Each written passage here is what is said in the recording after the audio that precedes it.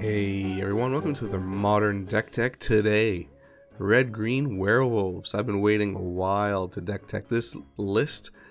You guys voted on this one and the one that's coming up next week, which is Zombies, of course, in honor of Halloween. And this being the month of October, it all kind of meshes together well with the theming. So I want to get to the final list that I came up with that I think that you should try. Before I do though, if you haven't already, please hit that subscribe button down below. And even that like button, and if you really want to, that notification bell. Those 3 clicks in any combination really go a long way in supporting this channel and helping others find it through the YouTube algorithm. So thank you for your support. Alright, so here it is, the list. Werewolves. You want to play Werewolves in Modern? This is probably the list you want to at least start with, and then maybe make adjustments too as you see fit. But I had a lot of success with this list, grinded a lot with it, and I think it would work very well at an FNM, even like a larger tournament at a store, MTGO, which is where I played exclusively. You know, you can really surprise a lot of decks and a lot of tier decks as well in the current meta, and really just overwhelm them with large werewolves and beat them out. There's a lot of tools in this list that allow you to attack at different angles. As you can see there's the whole Blood Moon package with Molten Rain as well. I mean, Blood Moon was really used because it's werewolves and full moon. It was kind of on theme, so it works really beautifully overall. But of course, Blood Moon also just wins you games out of nowhere, as Blood Moon does. So I think it's a nice accompanying package to your werewolves strategy, which is just kind of like aggro, get big, and turn sideways. And I just had a lot of fun. I'm repeating myself, but it was a pleasure to play with this deck. I get to play with 4 Huntmasters, so in the main, which is very rare, and for me, who's a lover of Huntmaster of the Fells, that's just icing on the cake. But I was also really impressed with Kessig Naturalist, which is a new reprint, which is a new print from Innistrad Midnight Hunt, and I was sure that was going to be the first card that I cut from this list, and no, it performed stellar, and I consider it really important to this list. So worked really well, really happy with it. Has a decent removal package overall in the in the full 75, and can really give your opponents a run for their money. So I think we're probably missing some, at least 1, but ideally 2 strong 1-drops that are werewolves or wolves that kind of synergize with other werewolves or wolves. We need something like that printed, maybe in Crimson Vow or maybe in the future. That would really push this deck, I feel, even more into the highly competitive range. But right now, as it stands, again, you could see a lot of success with this. So really check it out. Now, before we get to the matchup analysis, I want to just talk about the main synergy here, which is the obvious one, I think, when you're playing Werewolf Tribal, is that, at least in this list, all of the creatures except for Huntmaster of the Fells pump up each other. So, Lord of the Ulvenwald, once it's flipped, it gives +1/+1. Immerwolf gives +1/+1.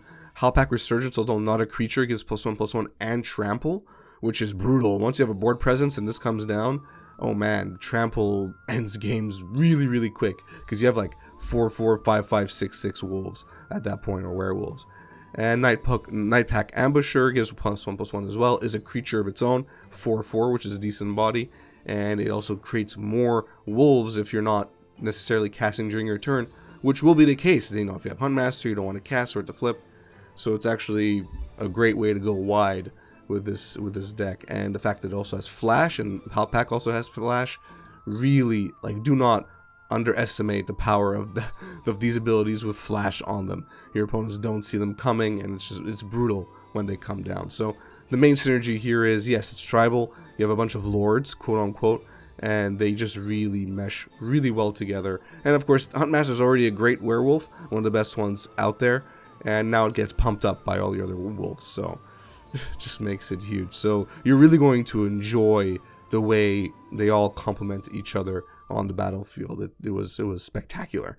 Let's put it that way. Now, before we get to the matchups again, so I'm debating you here, I want to talk about 2 cards that were omitted, because I'm sure I'm going to get a lot of questions. Mirror of Avabrook, I really tried to put in there. I couldn't justify it in the 2 slot. Kessig Naturalist was just better. Yes, when it flips, it pumps up all the other wolves, but I had sufficient pump already in the deck, so I didn't feel like it was necessary. It was just weak otherwise. It didn't do enough, whereas Kessig Naturalist did, so I cut it at the end of the day. Tovolar Dire Overlord as well. This is a new print from Innistrad Midnight Hunt, and it just got cut. It was like baseline. You could probably replace it with the Molten Rain slot in the 60 if you really want to try it out again. I did. I found it underwhelming most of the time, especially at 3 CMC, and it's legendary, so you can't play more than one. Yeah, I mean, it's nice if you already have a board presence and you're already hitting in with your opponent, you get to draw cards. But with this deck, you're not hitting in with like 1/1 or 2/2 werewolves. They're like 4/4, 5/5, sometimes even 6/6. So you're not going to have much of a game when they're dealing damage. So the drawing effect is like, okay, it's cool, but not great. That's really the experience I had. Maybe 1 out of every 5-6 matches it'll really shine, but generally speaking, it's not something I want to draw, so I cut it. But if you really want to give it a shot, go ahead, and it might make its way back into this list someday, but right now, it's out. So last but not least, the matchups. I feel for the combo matchup, it's even. Actually, it might even be favored, but I just kept it at even because there are probably some combo decks that you're just out of reach from. What really helps you here is your Blood Moon. Most combo decks are very greedy on their mana bases, so Blood Moon really helps you win there. But you might lose out on some, if Storm it becomes a thing, you might lose out there. You might not have as many tools to deal with Storm. But for a lot of the other combo decks that are currently in the meta, you actually have a lot of game against them, which is why I think overall it's an even matchup. Mid-range decks, so you have a lot of tools at your disposal thanks to green-red. You could give them a run for their money. Well, at least for the Stoneblade decks, you can give them a run for their money in terms of putting pressure on them on the ground while also destroying ideally some of their artifacts.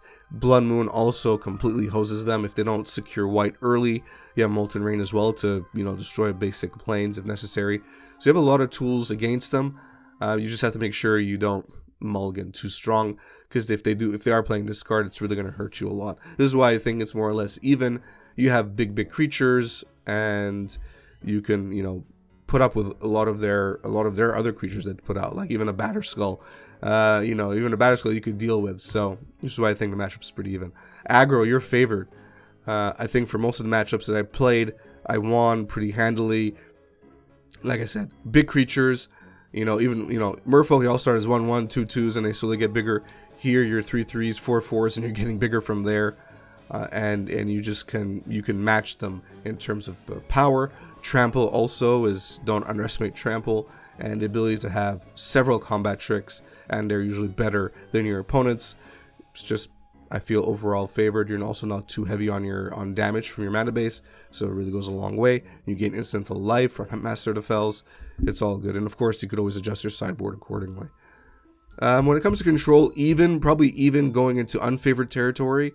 But again, with all the matchups that I had, it was relatively good. You have Veil of Summer to kind of deal with the control matchup. Blood Moon again and Molten Rain really screw up with what control is trying to do with their mana. Cutting them off double blue or white or whatever color they're playing is going to go a really long way in helping you secure wins. And yeah, that's basically it. Let Blood Moon do its job. Let your land destruction or disruption do its job, and then your werewolves just kind of go ahead and tear your opponents to shred. Tron, they're gonna hate you. Like I said, they're gonna hate your land destruction package, and you could just race them out with big werewolves, and you have a lot of game in the side as well. And last but not least, last and least, borderline magic. So Dredge, Mill, all those other types of decks. Generally speaking, you can either race them or face them really well in the battlefield, which is why I think you're generally favored against those type of decks. And yeah, like I said, werewolves, big werewolves. It scares anybody. And that's it for Red Green Werewolves. Again, had a ton of fun with this list. I really hope you try it out. MTGO, paper, whatever it is. It's not too expensive, I don't think. You probably already have a lot of the pieces from similar colored decks in Modern, like Jund or whatever. Or if you play Ponza, you probably have at least a lot of these cards. So give it a shot. Let me know in the comment section down below what you think about this list. 5 matches going up today, so stay tuned for those. You're going to see a lot of werewolf gameplay. And yeah, again, any questions or concerns, let me know in the comment sections. I'd be happy to answer. Thanks for watching. If you enjoyed this video, please give it a thumbs up. If you enjoy my content in general, please subscribe and hit that notification bell. really goes a long way. It helps me out a lot. If you want to become a member here on YouTube, hit that join button, which should be in and around that subscribe button. Check out the different membership tiers and the different perks you get at each tier. You know, I'd love to have you as part of my YouTube community officially as a member. And I think the membership tiers are pretty interesting, have some cool little features in there. So check it out. I would really appreciate your support. Follow me on Facebook, Twitter, share my content on social media, watch my content start to finish like you're doing right now. It really does go a long way, so thank you for that. Lastly, if you want to become a patron, check out the Patreon link in the description of this video. Check out the Patreon rewards program. In a nutshell, you give me money every month. I use that money to buy a sealed product, which I open up on this channel, and then I give you back that money in the form of rares and mythics at the end of every year. The longer you're a patron, the more rares and mythics you get. Basically, one rare mythic for every month that you're a patron. And the value of those rares are anything really between $3 and $15. Some of them go even higher, as you know. So even if you average out about $5 per rare, that's $5 a month, you get your money back, but odds are you'll make more. Anyway, all that information is on Patreon. There's a video on there that explains it all. We really appreciate your support either way. Thanks, and have a good one.